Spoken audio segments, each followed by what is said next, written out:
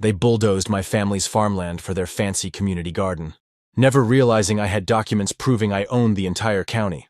What would you do if you discovered the ultimate power to make your entitled HOA neighbors pay? Comment below where you're watching from. The sound of a car door slamming jerked me awake from my afternoon nap on the porch.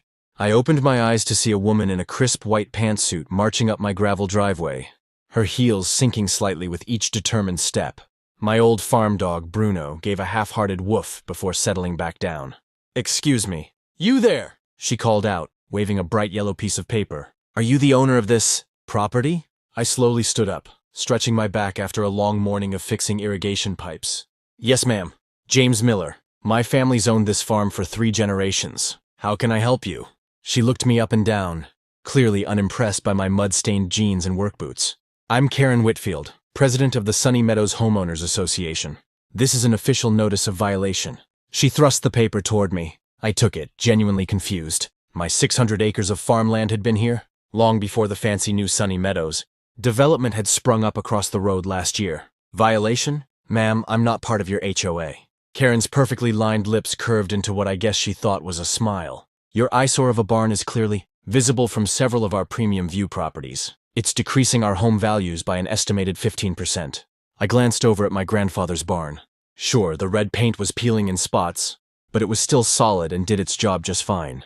This barn has stood here since 1937. And now it's 2025, Mr. Miller. Times change. We expect it to be painted or removed within 30 days. She pointed to the paper in my hand. It's all outlined there, along with the potential fines. I felt my temper rising but kept my voice steady. "I think there's been a mistake. Your HOA rules don't apply to my property." Karen's face hardened. "We'll see about that.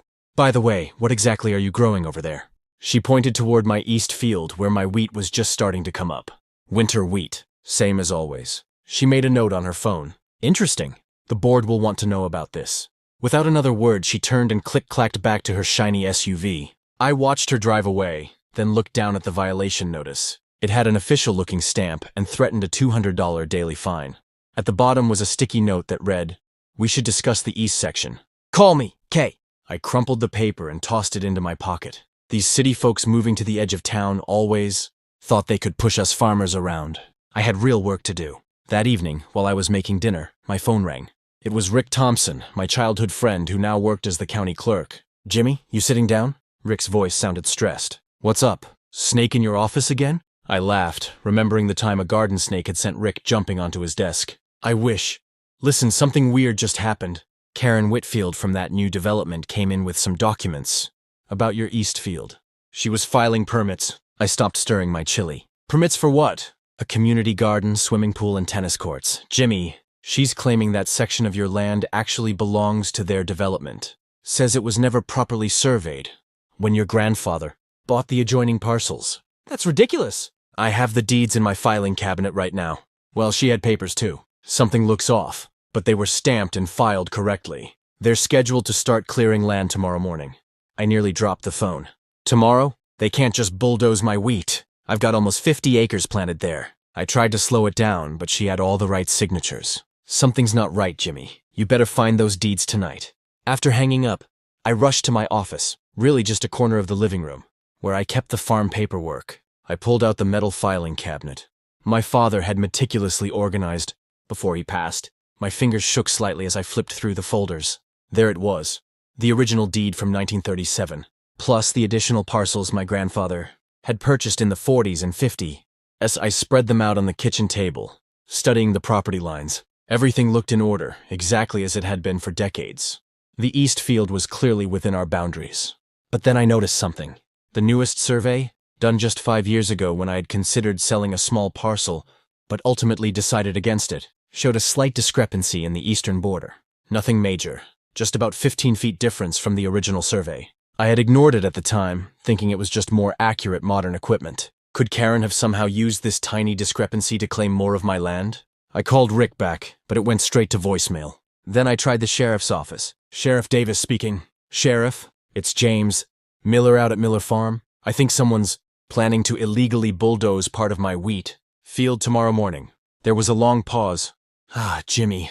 "Yeah, I got a call about that today. Sounds like there's some property line dispute with that new development." "It's not a dispute, Sheriff. They're trying to steal my land. Now, Jimmy, let's not throw around accusations. Tell you what, I'll come out first thing tomorrow and make sure everything's legal. Before any machinery moves, I thanked him and hung up, feeling slightly better. Sheriff Davis had gone to school with my dad. He'd make sure things were handled fairly. As the sun set over my fields, I sat on my porch watching the lights come on in the big houses across the road. What was Karen really after? The east field wasn't even visible from their development. Then it hit me. Water rights. My property controlled access to Carson Creek, which ran through the back end of my land. The development had been having water pressure problems all summer. I'd overheard complaints at the general store. Were they trying to get access to the creek? I couldn't sleep that night. Instead, I dug through more paperwork, finding documents my grandfather and father had saved. Around 3 a.m., I found something interesting. A county map from 1962 showing that my family didn't just own this farm, but had once owned most of the land in a 30-mile radius, including where Sunny Meadows now stood. We'd sold parcels off over the years as farming became less profitable, but I wondered what other rights we might still hold. Water rights? Mineral rights? Access easements? Just before dawn, I dozed off at the kitchen table surrounded by papers. The sound of heavy machinery jolted me awake. I ran outside in my socks to see 3 bulldozers rumbling down the access road toward my east field. Karen's SUV led the way, and behind the bulldozers came several other cars with the Sunny Meadows HOA logo. Where was Sheriff Davis? I grabbed my phone to call him again, but before I could dial, the first bulldozer crashed through my fence line and into my wheat field. The sound of engines jolted me. Awake at 5:30 a.m. Not tractors, these were heavier, louder machines. I jumped out of bed, heart racing, and threw on my boots. Something was very wrong. I raced outside in my pajamas to find 3 massive yellow bulldozers tearing up my wheat field. The golden stalks my family had carefully planted were being ripped from the ground and pushed into piles like trash. My stomach dropped. Those wheat plants were supposed to feed hundreds of people. "Hey, stop!" I shouted, running toward them, waving my arms. The operators couldn't hear me over the roaring engines. Then I spotted them. Karen Whitfield and 5 other people in matching blue Sunny Meadows HOA polo shirts, standing by a white SUV at the edge of my property. They were all sipping coffee from matching travel mugs, watching the destruction like it was a fun morning show. I stormed over, mud splashing on my pajama pants. "What the hell do you think you're doing?" "This is my land." Karen turned slowly like she was surprised to see me on my own property. Her perfect blonde bob didn't move an inch as she tilted her head. "Good morning," she said sweetly, as if we were meeting for coffee. "We're finally addressing the neighborhood eyesore situation." The board voted unanimously. I pointed at the bulldozers. "Tell them to stop right now. Those are my crops." Karen sighed like I was a child who didn't understand basic math. "Actually, according to county records, this section was never properly registered to your family. It's been designated as community land for decades." She pulled a folder from her designer tote bag and flipped it open to show me a property map with lines drawn in red marker. My land had been split in half. "That's impossible," I said. "My grandfather bought this entire 600 acres in 1937. I have the deeds." "Well, these are the official records." Karen smiled, closing the folder before I could really look at it. "We're creating something beautiful here. A community garden with raised beds, a meditation labyrinth, and a koi pond. Property values will rise at least 8% once this mess is gone." The man beside her, who I recognized as Doug Wilson from the neighborhood marketing brochures, nodded eagerly. "We've already sold sponsorship benches to 15 families. Construction starts next week." I pulled out my phone with shaking hands and called the sheriff's office. While it rang, I watched in horror as the bulldozers pushed deeper into my field, destroying more of my crops with each passing second. "You can't do this!" I shouted at Karen over the noise. "This is theft and destruction of private property." "It's progress," she corrected, turning to say something to a woman taking notes on an iPad. They all laughed. Sheriff Davis finally answered on the 4th ring, and I frantically explained the situation. "They're destroying my crops right now!" "I need officers here immediately." There was a long pause on the line. "I understand you're upset," the sheriff said carefully, "but from what I'm seeing in the system, this appears to be a civil property dispute. We can't intervene without a court order." "What?" "They're trespassing and destroying my property." "According to the records I'm looking at," Sheriff Davis said slowly, "the property lines are unclear. I'd suggest contacting your lawyer." Something about his hesitation made my skin crawl. Sheriff Davis had known my family for years. Why was he suddenly acting like we were strangers? "I'll come by later to take a report," he added, then hung up before I could argue. When I looked up from my phone, Karen was watching me with a satisfied smile. She knew exactly how this conversation had gone. "Everything okay?" she asked innocently. "The sheriff is coming," I lied, trying to sound confident. Karen's smile didn't waver. "Wonderful. He can see our permits." She handed me a stack of official-looking papers, all approved by the county last month. "We tried to tell you about this at the neighborhood meeting, but you never attend, do you?" "Because I don't live in your neighborhood," I shouted, feeling my face get hot. "I've lived on this farm my entire life. My grandfather built that barn with his own hands in 1932, and it's been pulling down property values ever since," said Doug, checking his watch. "We have another meeting at 9. Will you be okay here, Karen?" "Perfectly fine," she assured him. As the other board members drove away, Karen turned back to me. "I understand change is difficult, but progress is inevitable. The suburbs are growing, and frankly, farming doesn't fit the community vision anymore." I watched in stunned silence as a bulldozer ripped through the irrigation system my father had installed 30 years ago. Pipes burst, spraying water into the air. "That's enough for today," Karen called to the operators, checking her watch. "We'll continue tomorrow."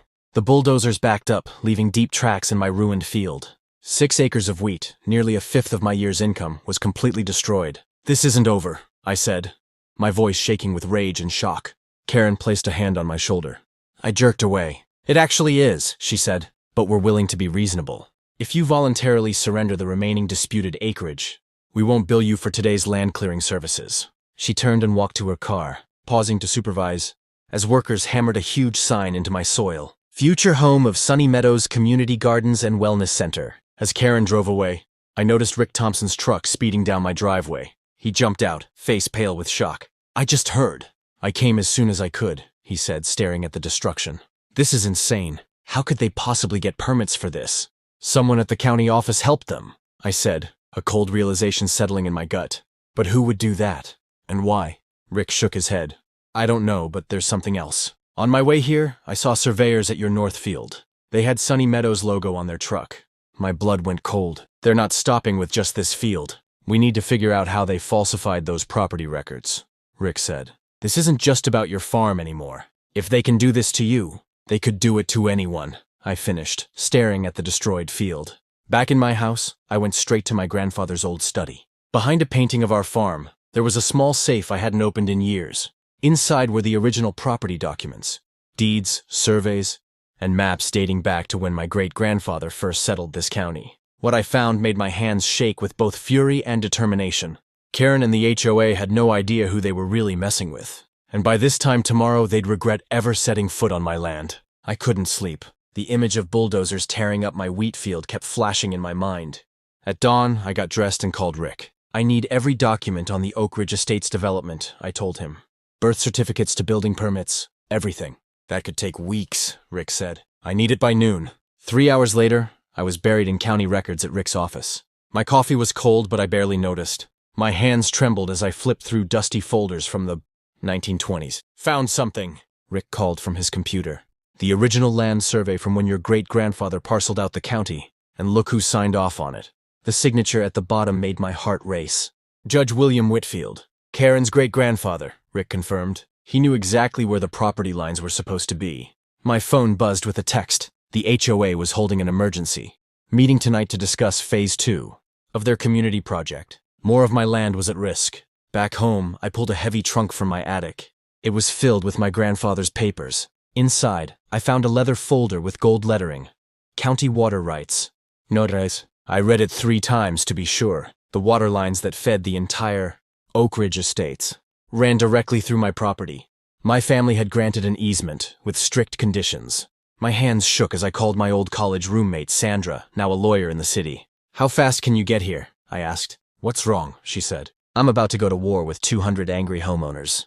The Sunny Meadows HOA meeting room was packed when I arrived that evening. I spotted Karen at the front, wearing a crisp blue blazer with the HOA logo, her blonde hair perfectly styled. She tapped her manicured nails impatiently while waiting for everyone to settle. I slipped into a seat in the back row. Nobody noticed me. "As you can see from these beautiful renderings," Karen said, pointing to colorful posters, "Phase 2 will convert another 10 acres of that unsightly farmland into our new tennis complex and walking trails." The crowd clapped politely. A man in golf clothes stood up. "What about the farmer who lives there? Won't he complain?" Karen waved her hand dismissively. "Our legal team has confirmed that land was improperly registered decades ago. It rightfully belongs to our community now. My blood boiled, but I kept my face calm. I waited for the right moment. With the tennis complex, our property values should increase by at least 15%. Karen continued smiling. We've already hired the bulldozers for next Monday. When she finally opened the floor for comments, I slowly made my way to the microphone. The room quieted as people turned to look at me. Good evening, I said. I'm the farmer whose land you bulldozed yesterday, and whose land you're planning to take on Monday. Karen's smile tightened. Sir, this is a private HOA meeting. Before you continue with your plans, I said calmly, I'd like to introduce myself properly. My name is James Miller. My great-grandfather founded this county in 1901. Our family has farmed here for over a century. I opened my folder and placed my first document on the projector. It was a yellowed map showing the original county divisions. This is the original land survey signed by Judge William Whitfield in 1922. Does that name sound familiar, Karen? Her face flushed. Several board members whispered to each other. Your great-grandfather personally verified our property lines, I continued, which makes it interesting that you claim my land was improperly registered. I switched to the next document. Our family trust still owns the mineral and water rights to every inch of land in a 30-mile radius, including under your homes. The crowd murmured nervously. That's simply not possible, Karen snapped. Our development has all proper. I've spent today with county officials, I interrupted, my voice still even. It seems your HOA has been operating without proper authorization for years. Your water supply runs through my land, on easements that can be revoked with 30 days' notice. An older man stood up. Are you threatening to cut off our water? I'm stating facts, I replied. Just like it's a fact that your development was built on a conditional land use agreement that requires maintaining a 200-acre agricultural buffer zone. The very land you bulldozed yesterday and plan to bulldoze Monday. Karen stepped forward, her face red. We have documentation. Forged documentation, came a voice from the door. Everyone turned to see Sheriff Davis walking in, followed by Rick and 3 county officials. Rick carried a large cardboard box labeled evidence. This meeting is now part of a formal county investigation, the sheriff announced. We have reason to believe property records were deliberately falsified. Chaos erupted. Homeowners shouted questions. Karen tried to regain control but was drowned out. The vice president of the HOA, a tall man named Doug, grabbed the microphone. This is ridiculous. We followed every legal process. Sandra stepped forward from behind the sheriff. Then you won't mind explaining why the permit applications for your community garden project were backdated and signed by a county clerk who retired 3 years ago. People gasped. All eyes turned to Karen, who was frantically texting on her phone. Or why, Sandra continued. The property maps, submitted to the county, don't match the official surveys from any year. Since 1937, a woman with a baby stood up. Are we going to lose our homes over this? That's not my goal, I said, looking directly at her. But the destruction of my family's land has to stop, and the people responsible need to be held accountable. Karen suddenly pushed through the crowd toward the exit. Sheriff Davis nodded to a deputy who stepped in front of the door. Mrs. Whitfield, the sheriff said, we'll need you to stay for questioning. I gathered my documents, watching as frightened homeowners surrounded board members, demanding answers. This wasn't just about my land anymore. These people had been lied to as well. As I turned to leave, Doug grabbed my arm. You have no idea who you're dealing with, he hissed. Karen's husband is a state senator. This little stunt will cost you everything. I gently removed his hand. I'm not the one who bulldozed someone else's property based on forged documents. Outside, the night air felt cool on my face. I leaned against my truck, suddenly exhausted. This victory would be short-lived.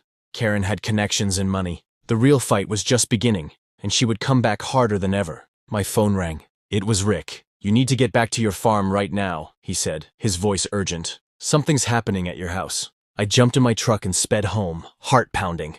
As I crested the hill overlooking my property, I saw flashing lights, fire trucks, police cars, and in the distance, orange flames licking up the side of my century-old barn.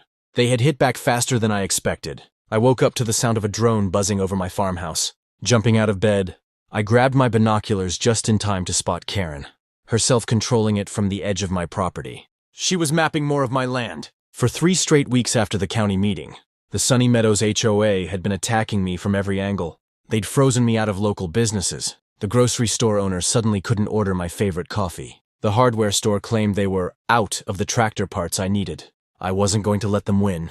Not after what they did to my wheat field. When I drove into town that morning, people stared at me. A flyer was posted on the community board.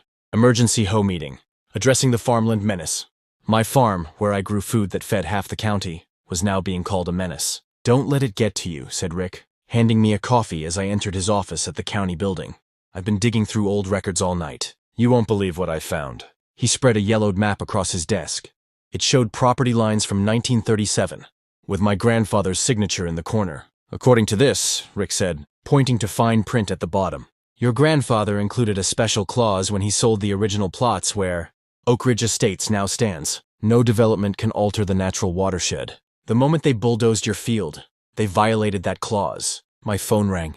It was Maria Gonzalez, an Oak Ridge resident I'd met at the farmer's market. "They've cut off our water," she said, panic in her voice. "The HOA is claiming there's contamination from your farm. We have children and elderly people with no water." "That's impossible," I said. "Your water comes from the county supply, not according to the notice they put on our doors. It says we now need to buy bottled water from the HOA.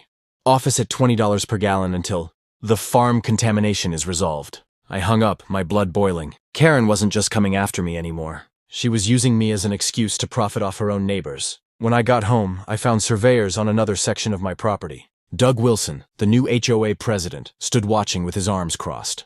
Karen had been forced to step down, but was clearly still pulling the strings. "You're trespassing," I said calmly. "We have new documentation," Doug insisted, flanked by 2 security guards with Sunny Meadows patches. "This parcel was rezoned in 1997. It belongs to the community now." I studied their faces. These weren't professional surveyors. These were HOA board members pretending to be officials. "I'll give you exactly 1 minute to get off my land," I said. "Or what?" Doug smirked. "Your threats were recorded at the meeting. The sheriff's on our side now." Little did they know I'd been recording too. Every word, every threat they'd made. That night, the local news van pulled up to my farm. I'd called in a favor from an old school friend who was now a reporter. "We're investigating reports that the Sunny Meadows HOA has cut off water to its own residents," she said on camera, "and claims of illegal land seizure." I showed her the bulldozed field, the fake surveyor's stakes, and most damning of all, the water bills residents had been paying compared to actual county rates. The story aired at 6 p.m. By 7, my phone was ringing nonstop. Oak Ridge residents were furious, not at me, but at Karen and the HOA. The next morning, I watched from my kitchen window as county water trucks arrived at Oak Ridge Estates. Rick had arranged emergency water delivery for the families affected by the HOA's scheme. Then something strange happened. A moving truck pulled up to Karen's house. Were they leaving? Had our pressure finally worked? My celebration was short-lived. That afternoon, I received notice that the HOA had filed a lawsuit against me, claiming my farm was causing environmental damage and reducing property values. They wanted $2 million in damages plus immediate seizure of all my land. I sat at my kitchen table, hands shaking as I read the lawsuit. This wasn't just about a community garden anymore. Karen and her cronies wanted everything. That's when I noticed something odd about the lawsuit paperwork. The attorney's firm was Whitfield Holdings LLC, Karen's own company. She wasn't just the HOA president. She was personally profiting from this fight. I called Rick immediately. "I need access to all property transactions in Oak Ridge Estates for the past 5 years." What we discovered left us speechless. Karen and 3 board members had been buying properties throughout Oak Ridge at below market prices whenever a homeowner violated HOA rules. They'd created the rules specifically to force people out. And the community garden? It wasn't just about spiting me. The land they bulldozed sat directly above a natural spring, the most valuable water source in our drought-prone county. I called an emergency town meeting at the county courthouse. Every resident of Oak Ridge Estates attended, along with farmers and townspeople from throughout the county. Standing before them, I revealed everything: the water price gouging, the property scheme, and most importantly, the water rights grab. "Your HOA has been charging you triple the normal water rates for years," I explained, showing their bills compared to county rates. They claimed it was county fees, but those fees go directly into board members' companies. I projected documents on the wall showing the money trail. Karen and Doug tried to shout me down, but the evidence was too clear. "There's more," I continued, pointing to the property map. "The true property lines show that your garages, built 5 years ago, actually sit on my land. I've never complained because I believe in being neighborly." The room erupted. Homeowners turned on Karen and Doug, demanding answers. "And the biggest lie of all," I said when the noise died down, "is that this is about property values or community gardens. It's about this." I projected an underground water survey map. "They want the spring under my field. In our county, whoever controls water controls everything." Karen's face went white. She hadn't known I had access to the geological surveys. As the meeting dissolved into angry shouts, Sheriff Davis finally stood up. Based on the evidence presented, I'm opening an official investigation into the Sunny Meadows HOA board. Karen lunged for the door, but 2 deputies blocked her way. I caught Rick's eye across the room and nodded slightly. The trap had been set. Now it was time to close it. But as I walked to my truck that night, I spotted someone watching me from the shadows. This fight wasn't over yet. It was about to get much, much worse. The courtroom fell silent as the judge banged his gavel. In light of the evidence, I find the Sunny Meadows HOA board guilty of document fraud and illegal land seizure. Karen's face turned red as she jumped up. This is ridiculous. Do you know who my husband is? The judge cut her off. Mrs. Whitfield, you're facing criminal charges and a $50,000 fine. One more word and I'll add contempt of court. Walking out, I was swarmed by news cameras. My story had gone viral overnight. How does it feel to win against the HOA that tried to steal your family farm? A reporter asked. This isn't just my victory, I answered. It's for every homeowner they've bullied with fake rules and hidden fees. A week later, flyers appeared in every Oak Ridge mailbox showing Karen's secret luxury condo purchases using HOA funds. By evening, angry neighbors were demanding a new board election. The new HOA president, Maria, knocked on my door the next day. We found out the truth about the water bill scam. We want to make things right. 3 months later, I watched neighborhood kids planting sunflowers along the property line, a living fence we designed together. Karen drove by in her moving truck, glaring as her house sold for half its value. Your grandfather would be proud, Rick said, standing beside me. You didn't just save the farm. You taught an entire community what it means to be real neighbors.